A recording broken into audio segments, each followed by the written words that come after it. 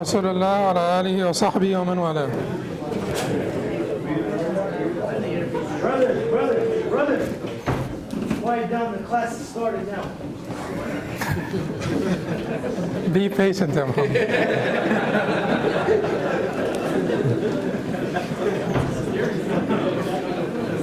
Then,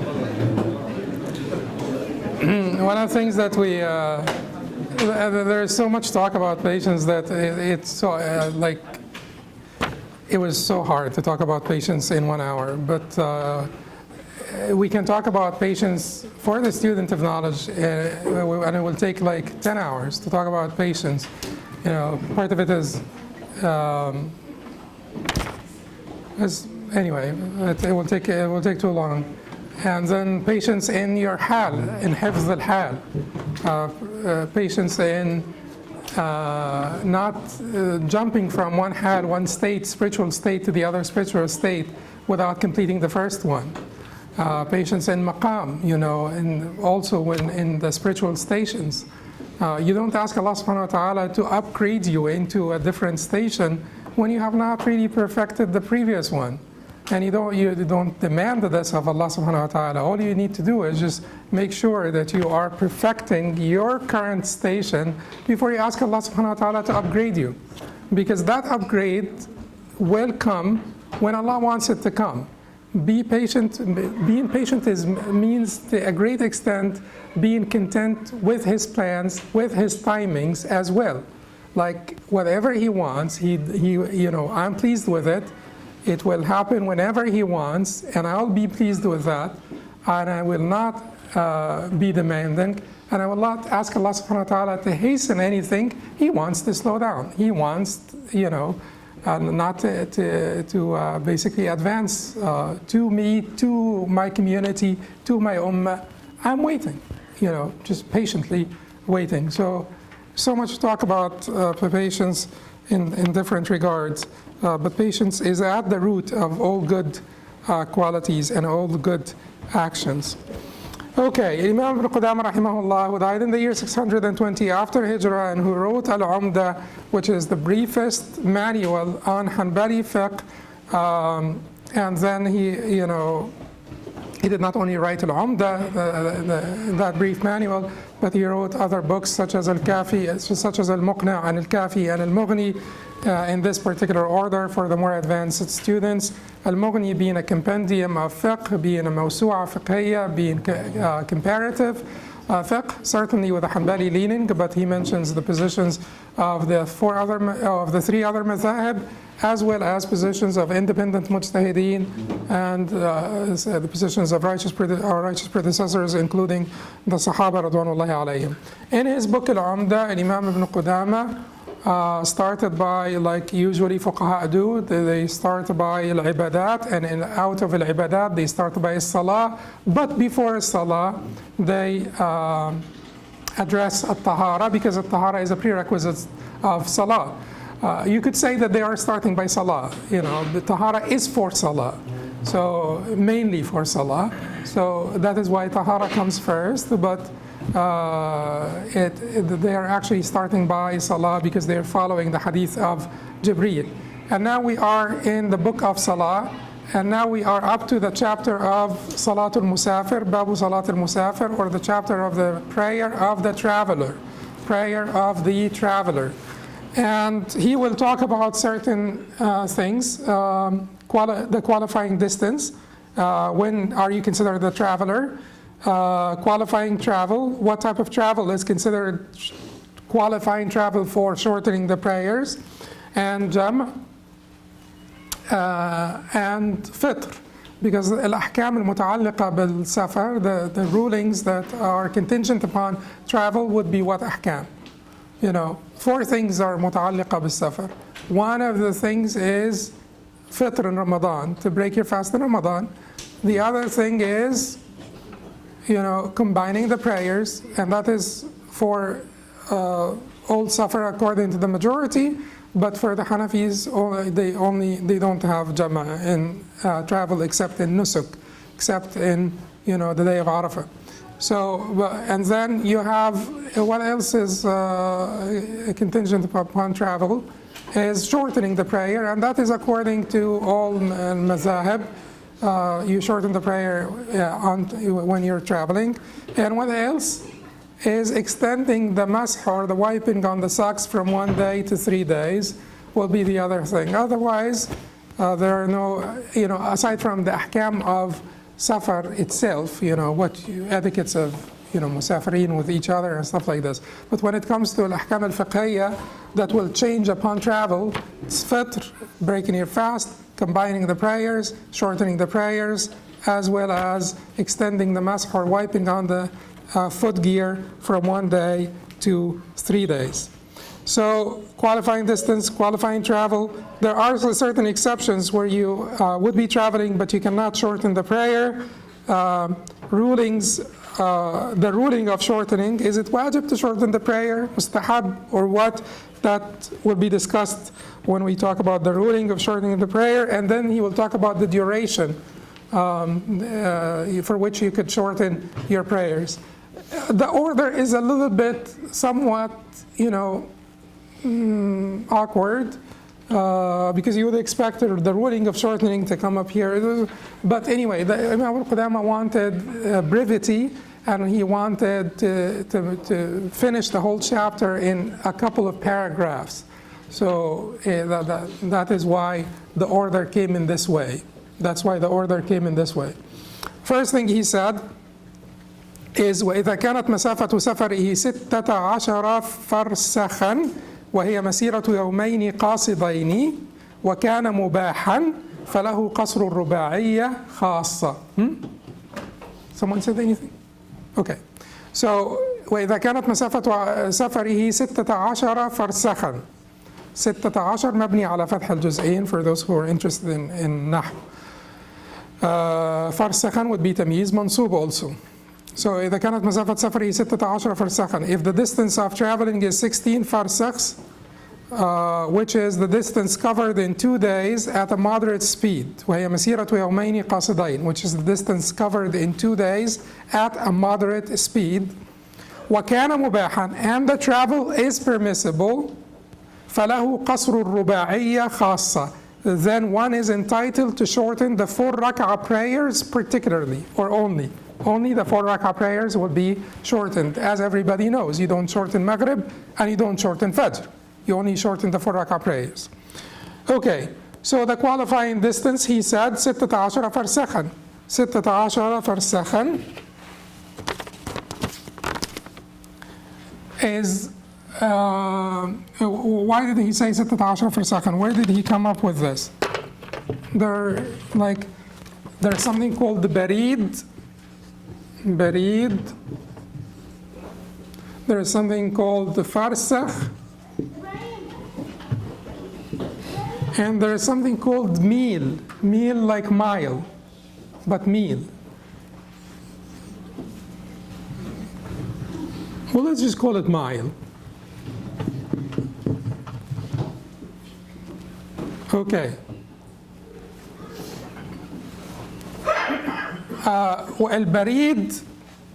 البريد, every barid is 4 farsakhs. Every barid is 4 farsakhs. How do we write this? Like 4 here? Okay. And every farsakh is 3 miles. And the mile is pretty close to the actual mile. It could be a little bit more than our mile, but it's pretty close to our mile. So we will consider the mil to be the mile, and we will consider them to be the same thing for the purpose of ease and facility. So barid, so why did he say 14 farsakhs? Because there are 16 farsakhs, I'm so sorry. Why did he say 16 farsakhs? Because there are reports from Abdullah ibn Abbas, particularly, and Abdullah ibn Umar. Abdullah ibn Abbas said, Ya ahla Makkah la taqsuru fi madun arba'ati burud. O people of Mecca, do not make qasr in a travel that is less than 4 barids. Arba'at burud, 4 barids. So multiply 4 by 4, it will be 16, right? So 4, because every barid is 4 farsakhs. So we are talking about 16. multiply 16 by 3 miles. Every farsakh is 3 miles. We're talking about 48 miles. You know, some people put it at a little bit more, 50.7 or something, but 48 miles will be good enough. You know, we'll consider the mile to be the mile. So 4 barids, 16 farsakhs, 48 miles. That is the distance according to the majority. According to the majority. There are 20 different positions. 20 different positions on the distance that is qualifying for travel. 20 different positions on the distance that's qualifying for travel. Why are we having so many positions? Because there is nothing that is traceable to the Prophet and that is explicit and traceable to the Prophet about the distance that will qualify a travel to be a travel, where you can shorten the prayer. Therefore, we have all the controversy, 20 different positions. And they're mentioned in the mazahib and outside of the mazahib. If you, the other contending position, which is chosen by Ibn Qudamah in his other book, al-Mughni, chosen by al-Kharaqi, chosen by al-Awza'i, chosen by Ibn Taymiyyah, is that there is no distance. There is no, so since we don't have anything traceable to the Prophet ﷺ and explicit, then whatever is called travel by urf is travel. By urf. Urf is what? Norms, customs. So whatever is customarily called travel, because they say, مَا لَمْ يَحُدَّهُ الشَّرْعُ حَدَّهُ الْعُرْفُ. That which is not determined by the shara shall be determined by the urf, norms and customs. Norms and customs. Why did the Prophet ﷺ not tell the Sahaba this is the qualifying distance for travel? Because the Sahaba understood what travel means. What travel means. Now, we have two different lines of thought here. Some people will say, this has not been determined by the Shara, let us leave it open and it should be determined by the Urf. Whatever is considered to be travel is travel. The rebuttal of this, and keep in mind that Anas ibn Malik, for instance, said, كان Rasulullah sallallahu alaihi wasallam إذا خرج من المدينة ثلاثة أميال قصر الصلاة. When this was reported by Muslim, Anas ibn Malik said, when the Prophet ﷺ went out of the Medina for 3 miles, he would shorten the prayer. So the people who say that there is no distance, they use a hadith like this. They say, in fact, the only thing that is traceable to the Prophet ﷺ in this regard is this hadith of Anas ibn Malik, that the Prophet ﷺ would shorten the prayer when he went out of Medina for 3 miles. But what would the majority of the scholars, including the four madhahib, say about this hadith? They're saying about this hadith that with the Prophet, that this hadith does not mean what it appears to mean. This hadith means that when the Prophet went out on a travel, on a trip, he would start to shorten the prayer 3 miles from Medina. Like here is basically the border of Medina. Here is where the buyut or the houses of Medina end. And then 3 miles from that, the Prophet starts, sallallahu alaihi wasallam, to shorten the prayer. It is not that he would, be traveling 3 miles, because 3 miles from Medina would not be considered travel.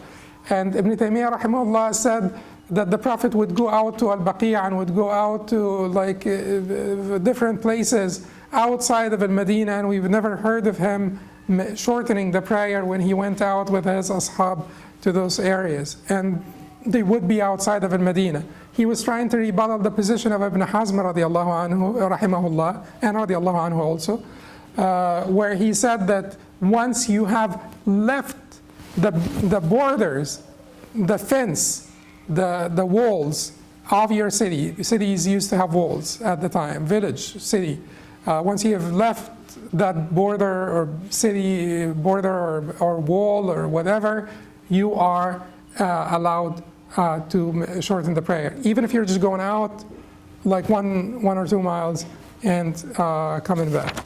So So then we have the majority of the scholars said it is 48 miles and we should just stick with this. 48 miles and we should just stick with this. But that is 48 miles not within your town, not within your village, not within your city. That is 48 miles after you have left your city. But how do you leave your city? What is leaving the city? Nowadays, we have a lot of complexities because of, like in California, for instance, you could travel for hours and you're always surrounded by buildings and you're also, well, for our scholars, of the past, leaving the city meant to leave the amran, the buyut, the inhabited area of the city, the wall. You go through the gate. Cities have gates. Once you have left the gate, it is complicated for us. But we can basically deduce from what they mentioned is that when you cross a water body, you left your city. When you crossed farmlands, or when you go through farmlands, except if you go through the sort of the ranches that people live in, that are attached to suburbia, but if you go through farmland, you have lifted the city. Going through farmland, crossing a water body. Certainly, if your city has a wall and a gate, that would be perfect. It will be easy to figure out. But that is when you leave the city. And then, if you travel for 48 miles, you should be fine. So your city is Brooklyn. Could you say that my city is Brooklyn? Could we use the administrative division of cities, whatever official division of cities, as our guideline? Can we do this? Some people may say yes, because we don't have any other guidelines to go by, because Brooklyn is adjacent to Queens. Queens is next to Long Island. You have the ocean after Long Island. But so sometimes it is very hard to figure out when did you leave your city. So can we consider the official division of cities? Anyway, it will feel to you that you have left your city. Count 48 miles after this, approximately, and then you're safe to shorten the prayer. It will feel to you that you've left the city. Count 48 miles after this, it will be safe for you to shorten the prayer. What about the other position that says that the 48 miles comes from Abdullah ibn Umar, Abdullah ibn Abbas? We have reports from Abdullah ibn Umar, for instance, that he would shorten the prayer if he traveled for 1 mile. We have this report from Anas that the Prophet ﷺ shortened the prayer. You're saying that he meant to travel for a longer distance. The hadith is not saying this. What about this? This position is a very strong position, a position that I told you, al-Awza'i and Khiraqi and Ibn Qudamah and Mughni and Ibn Taymiyyah and so on. It is a very strong position. The problem with this position, when you reflect on this position, the problem with this position is that people are crooked.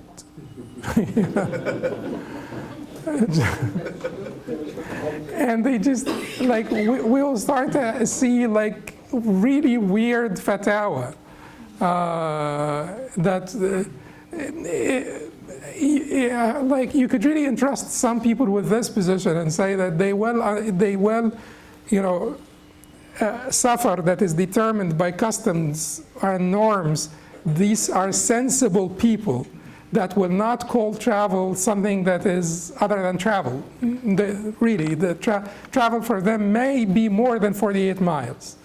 But for many of us, let's say for some of us, to be nice, for some of us, we really we're looking for any shortcut, we're looking for anything. So that is the danger of that position. If you leave it up to norms, up to customs, and then we don't have established norms and everybody will make up their norms, that is what is sort of discomforting about this position. Otherwise, from a legal perspective, from a dalil perspective, that position seems to be stronger because we really don't have anything definitive and traceable to the Prophet ﷺ to determine the distance. But we will take the position of the majority of the scholars as basically explanation of the norms, explanation of the customs. So the majority of the scholars put this number to basically give us something to go by, give us some guidelines if we are unable to figure things out. The other position seems to be stronger evidence-wise. You know, I am not denying this, because there is nothing traceable and definitive, traceable to the Prophet and definitive, you know, to say that this is the number. But let's say this is the suggested number by the majority of our righteous predecessors and Muslim scholars. Majority, not all of them, because we have people that disagree. And because we need something to go by, particularly with, you know, more people being less honest, then we'll just use this number. Yes? Disambiguation. So according to that position of the 48 miles, the four madhahib were not counting from your starting point, they were counting from the city limits. They are counting from the city limits, yeah. Everybody counts from their home.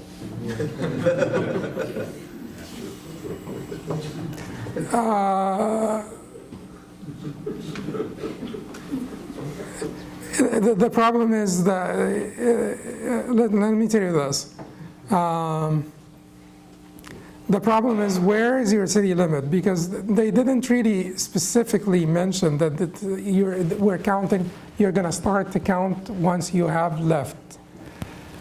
They talked about leaving the city limits to begin your shortening of the prayers, but they did not say that that you start to count the 48 miles after you leave the city limits. But that is what is deduced from what they said. That's what I understand from their statements. Cities used to be very small. If you think about al-Medina itself used to be very small. If you think about Mecca used to be, because al-Medina is ma bayna al-Batayha, you know, from the east and the west, and ma bayna Ayr wa Sa'ir from the north, south, and the north, and that between those four heights or mountains is al-Medina, which is pretty small. So they did not really explicitly state when do you start the count, but it is understood that you're starting the count from your city limits. Nowadays, however, your city limits could be like extremely far. But as long as you're traveling within, let us say that you will travel within your city 48 miles. And that is really within your city. And all of the houses are next to each other. You have not left the Imran. You have not went through farmland. You have not crossed water bodies. You have not left the Imran of your city. That is, by their agreement, not travel.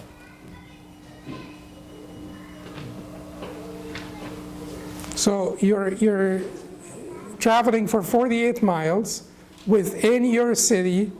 Houses are, you know, adjacent to each other. There is no interruption of the Imran. You are not going through farmland. You're not going through the wilderness or jungles or mountains or anything. That is not travel. Yes. Would we also use this definition of traveling for the permissibility of a girl traveling without a mahram? Because this is the question I get asked all the time. According to us, we said yes, but I don't know what you guys. For ease, I think you should say that because you'll have to give people. But the hadith of the Prophet ﷺ for the mahram issue, safar yawmin wa layla. One of the hadith talked about safar yawm wa layla. One of the hadith talked about safar in general without qualification. So safar yawm wa layla would be the shortest distance for which you need the mahram. And certainly needing the mahram for safe travel is a controversial issue. We're not talking about this now, whether you need a mahram for safe travel. But we're talking about the default. Okay. Safar yawm wa layla would be shorter than this. Yes? If you travel more than 48 miles for work regularly, can you still be considered a traveler to the prayers? If you travel 48 miles for work regularly. Yeah. If that's just something you do, do you then show up in your prayers, or are you not considered a traveler at that point? Okay. So this is basically like al-Mukari and al-Hammal and people that travel. The scholars did mention this, by the way. If you drive a taxi, and if your taxi or your ship is your home, you're not a traveler. If you have a home and you have a family and you don't take them with you, because sometimes in Mukari they take their family, or the sailor, their family lives with them on ship. That is not, they are not travelers. Their ship is their home. If you're not one of those and you have a home and you will travel for 48 miles to work, you will leave the limits of your city, you will go through the farmland and so on.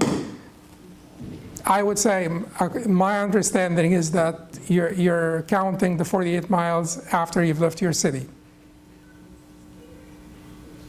And you're not counting the 48 miles by your car odometer, because all the turns and all of that, we're counting a straight line as 48 miles. Like, let's say someone is going like through, The streets of Brooklyn? Yeah, go through this one way, and you have to make a turn and this, and so you could travel 48 miles and maybe you have not left your block.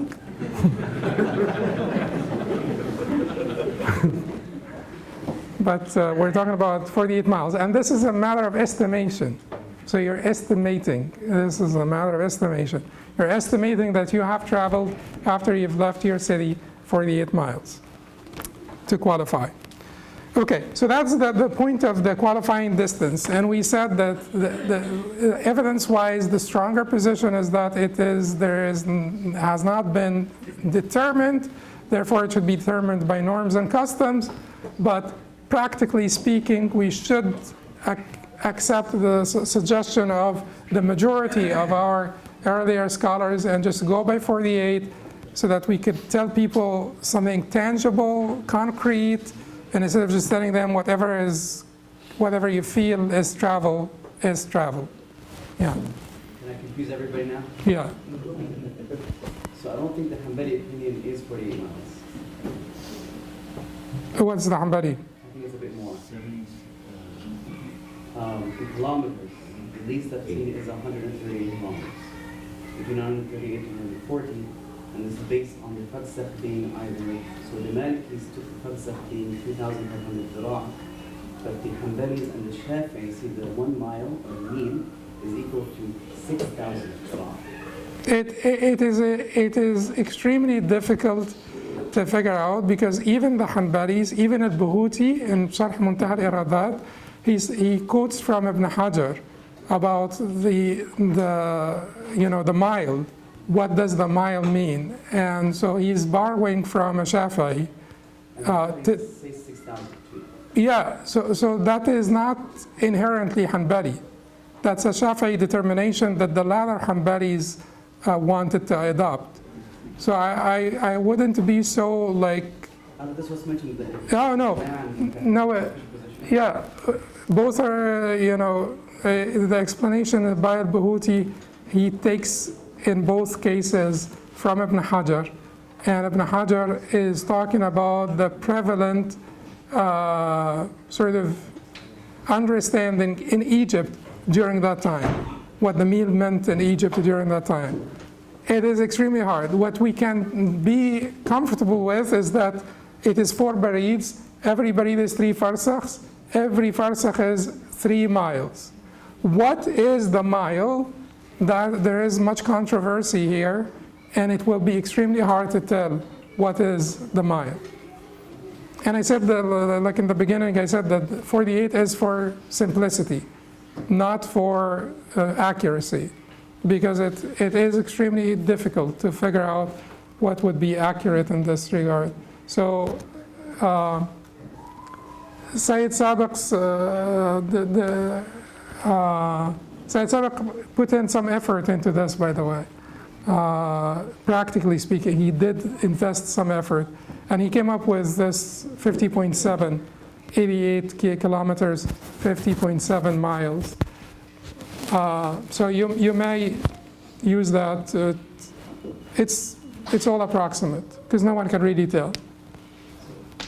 Is the qualification is distance and time? Because if it is time, مسيرة يومين.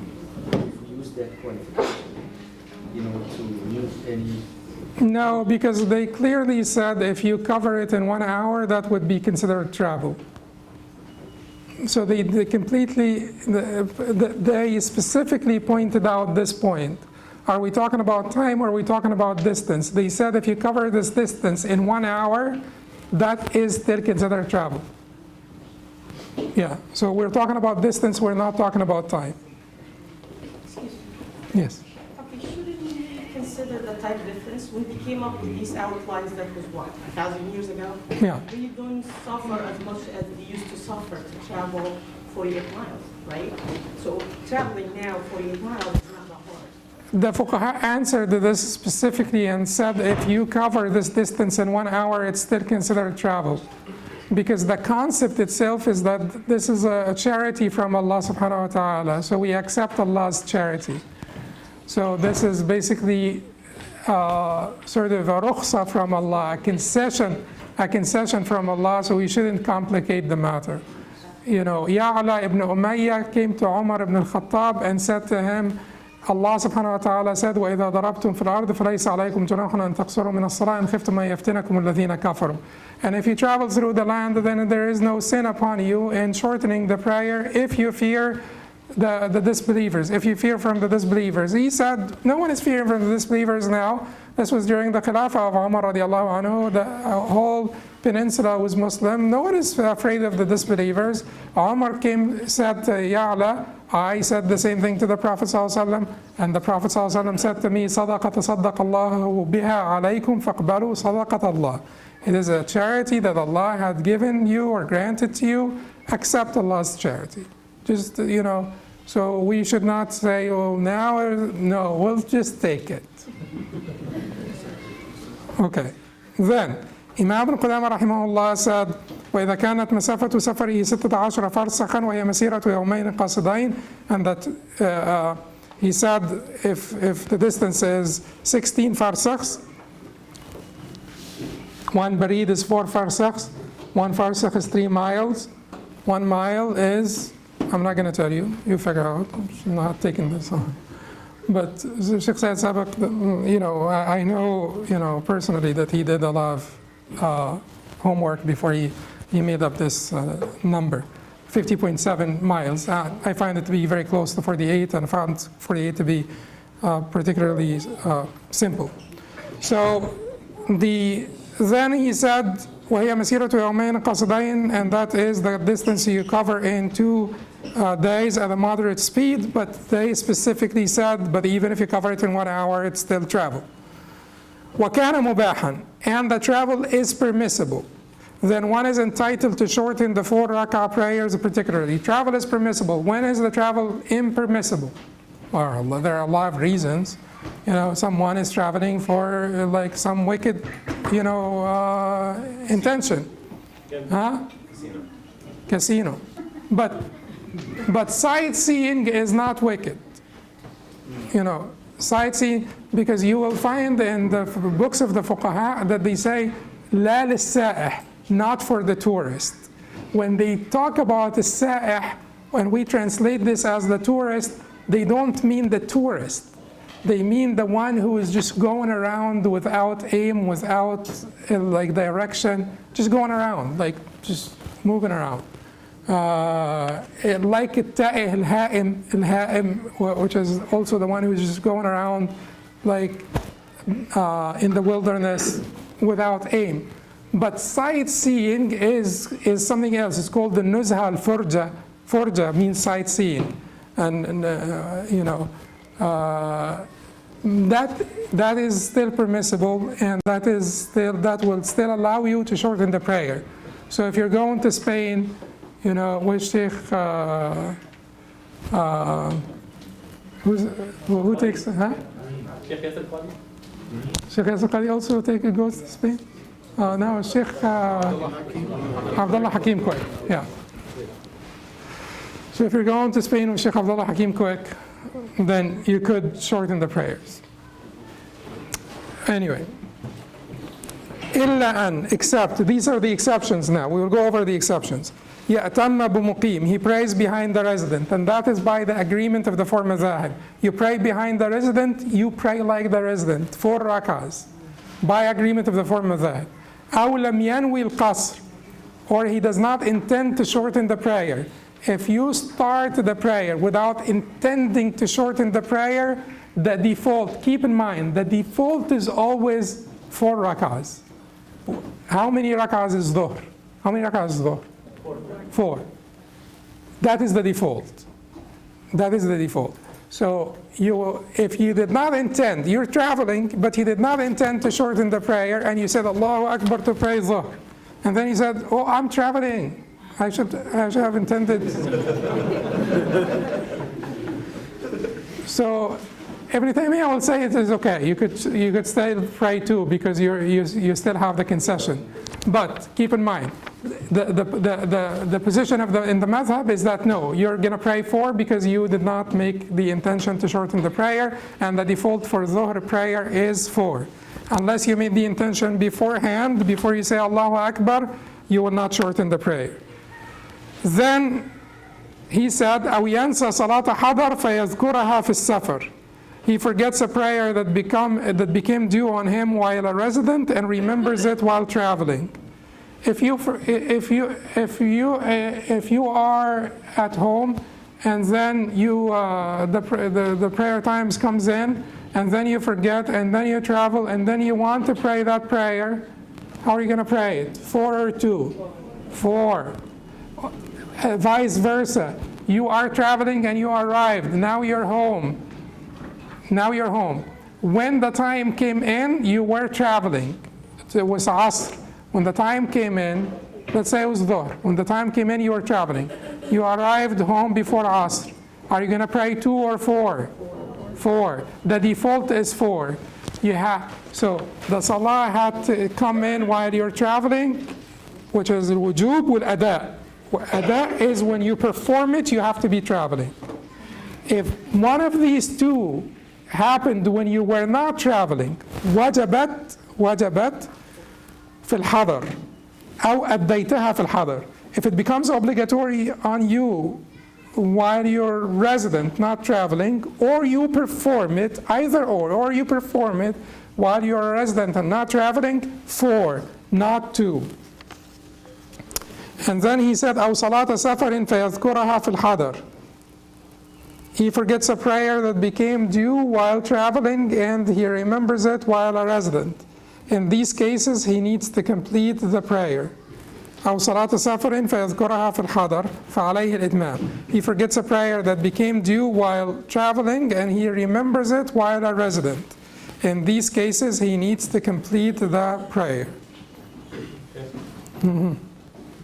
أو نسي صلاة حضر فيذكرها في السفر. Ibn Qudamah rahimahullah doesn't mean here that sorry about that he missed a prayer until a time expired and then remembered it and traveled. That's what he meant. He doesn't mean like you left your home 5 minutes after the adhan of dhuhr, but before dhuhr expired. And then Both. He means both. That's what I'm asking. So you left your home after adhan al-dhuhr by 5 minutes. وجبت عليك في الحضر. it became obligatory on you and hadar. Became obligatory on you and hadar. And you left and you traveled, and then you wanted, there is no problem, you could do that. But you wanted now to pray Dhuhr while you're traveling. This particular prayer you prayed for because it became wajib on you while you were a resident. The other scenario is you're traveling and you remember that 4 days ago I forgot to pray Dhuhr. Are you going to pray 2 because you're traveling, or 4 because it became obligatory on you while you were a resident? 4, not 2. 4 is the default. When in doubt, pray 4. When in doubt, pray 4. If you pray behind someone, and you don't know if you're traveling and you pray behind someone, and you don't know, like in the conferences, when we, after they make the Jama'ah prayer, and then you'll find a lot of people praying, and you join a Jama'ah and the conference, and you don't know if are these people from here or they're from a different city. If they look like they are from a different city, I don't know how you figure it out nowadays, but a traveler would look different. Those in those times, a traveler would really look different from a resident. So, but if they look like they are travelers and you have ghalabat al-dhann, you are comfortable that they are traveler, you can make the niyyah to pray behind them qasr.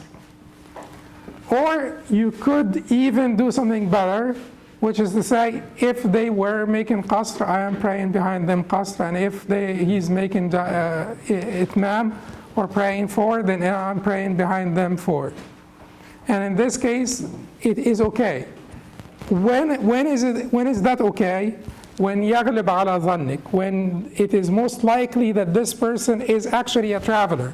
When there are signs that this person is a traveler, good signs that this person is a traveler, then you could pray behind them in this way. وَلِلْمُسَافِرِ أَنْ يُتِمَّ وَالْقَصْرُ أَفْضَلُ. It is permissible for the traveler to pray the complete prayer, but shortening it is preferable. Shortening it is preferable. Shortening it is preferable by consensus, right? No one disagrees. Shortening it is preferable by consensus. Why? Because the Prophet said to Umar radiallahu anhu, the Prophet said to Umar radiallahu anhu, فَاقْبَلُوا رُخْصَةَ اللَّهِ, or فَاقْبَلُوا صَدَقَةَ اللَّهِ. Accept Allah's charity. Then accept Allah's charity would either mean obligatory or recommended. At least it is recommended. At least it is recommended. And the statement in the Quran, فَلَيْسَ عَلَيْكُمْ جُنَاحٌ أَن تَقْصُرُوا مِنَ الصَّلَاةِ, there is no sin in shortening the prayer, makes it feel more recommended than obligatory. Because Allah said there is no sin if you should shorten the prayer. So makes it feel recommended more than obligatory. Who said obligatory? Imam Abu Hanifa. But who would be expected to say it's obligatory? Imam Ibn Hazm for sure. But anyway, but the rest of the scholars said it is preferable. The Malikis added a little bit of a push to preferable, and they consider that, to be superior to the congregation of prayer.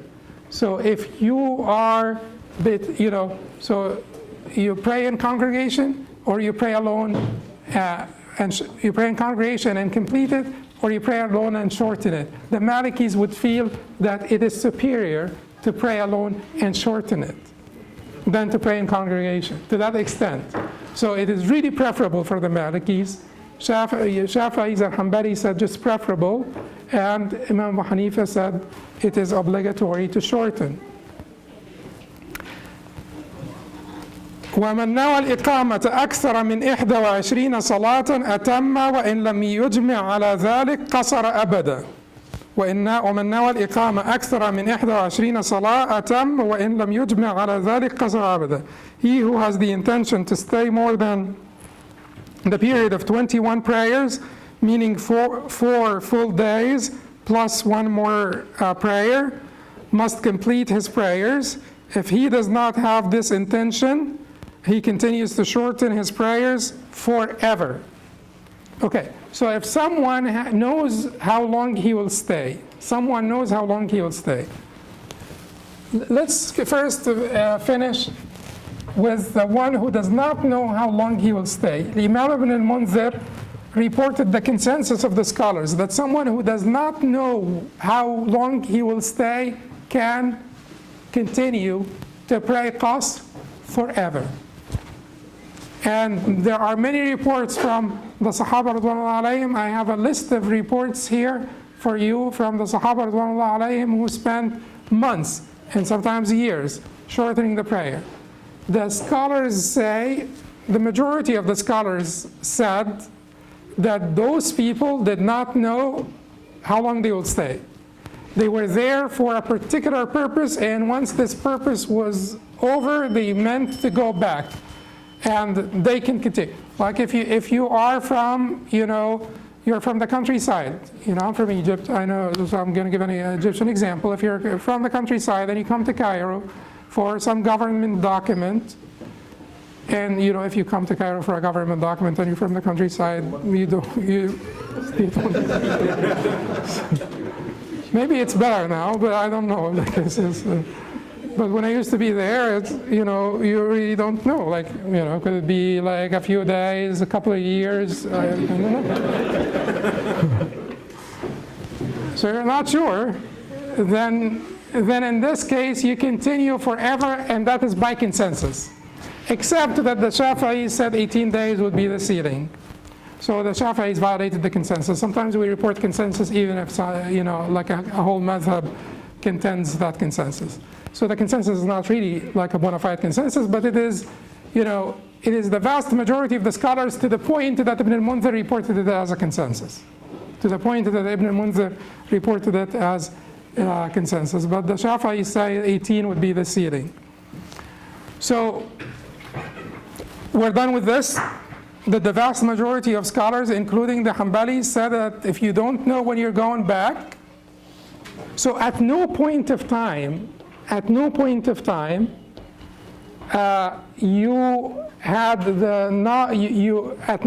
time you knew that you are going to stay more than 4 days. At no point of time you knew that you're going to stay more than 4 days. It's just that, like, I'll go to that sort of Wazarat al-Maliyya or whatever ministry of this or that tomorrow, and if I get my job done, I'm going back home. And then it's not done. You go back, and then I'll go back tomorrow, and so on. As long as it. Now, if you know how long you'll stay, I'll finish and then take the questions. If you know how long you'll stay, then the heated disagreement started. Okay, Hanafis, 15 days. Malikis and Shafi'is, 4 days plus the day of arrival and the day of departure. The day of arrival, day of departure. Malikis and Shafi'is. Otherwise, the Malikis and Shafi'is would have been pretty much like us. But sometimes also the Hanbalis, they report different numbers. So they have different positions here. So Malikis and Shafi'is will say 4 days plus arrival and departure. So it could be almost 6 days for the Malikis and Shafi'is, because they don't count the day of arrival and the day of departure. You come in, the day of your arrival does not count, the day of your departure does not count. What about the Hanbalis? The Hanbalis said more than 20, and they said more than 21. Ahmed, look into this. Figure out what is the madhab. 21. I just remember 4 days. I just remember 4 days. 5 correct. No, 23rd. That's what's in my head right now. Yeah, 20. 21. The book is I believe what it means that 21 is the madhab. There are the madhab itself, they mention both. They mention أكثر من 20 صلاة, أكثر من 21 صلاة.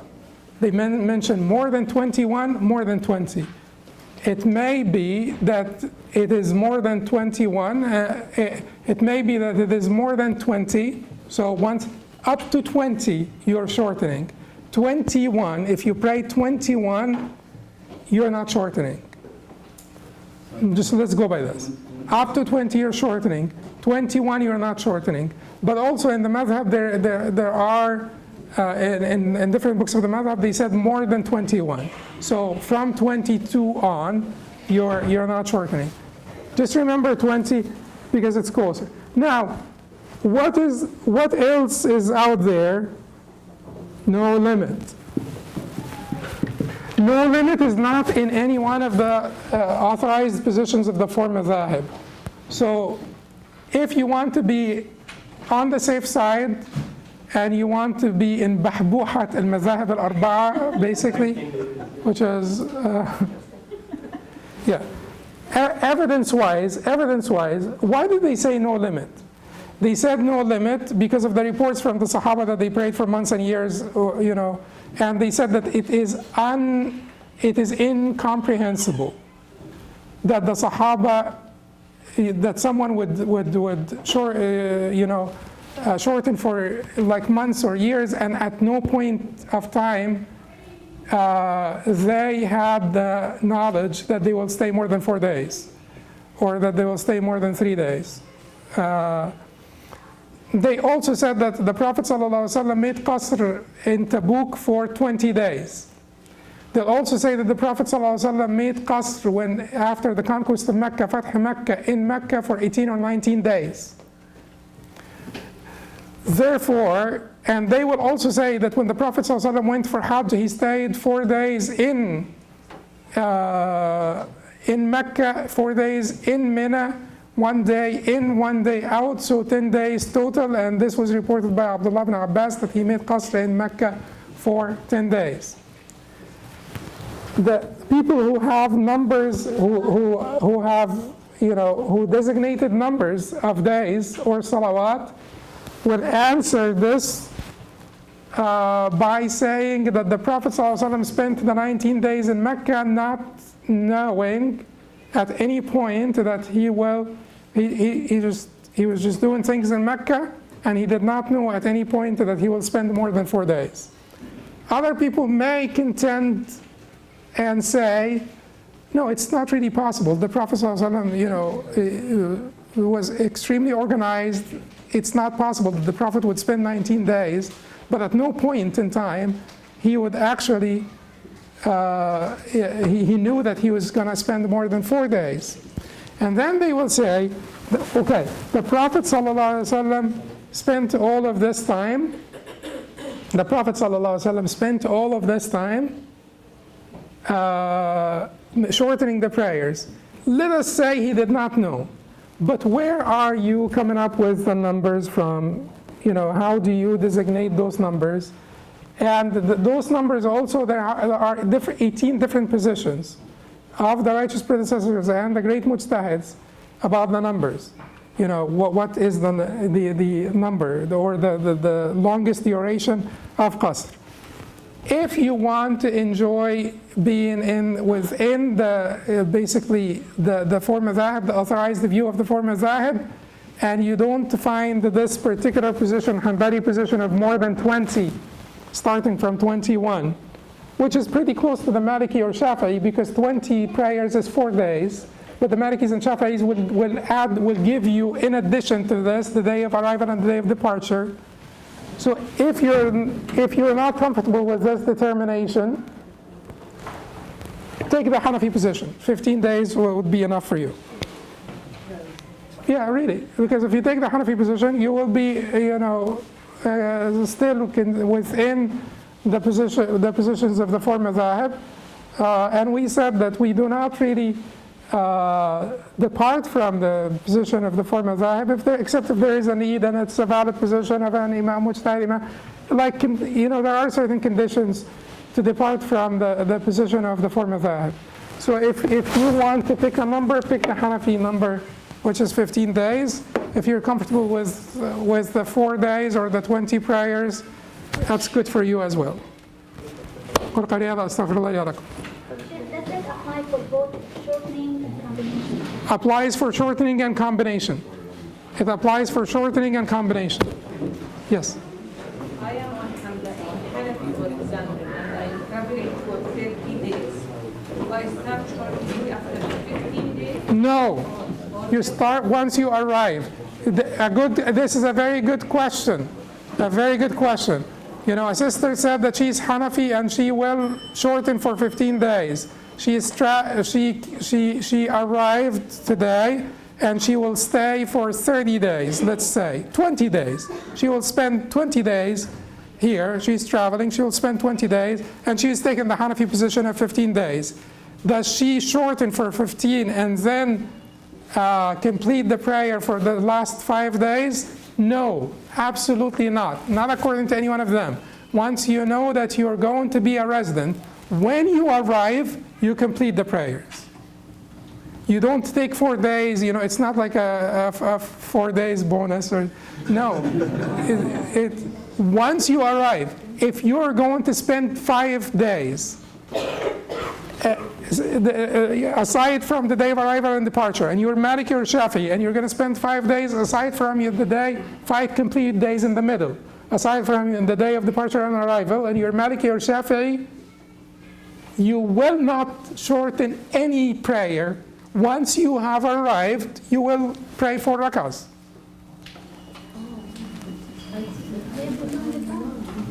Yeah, maybe many people have been. Yeah, but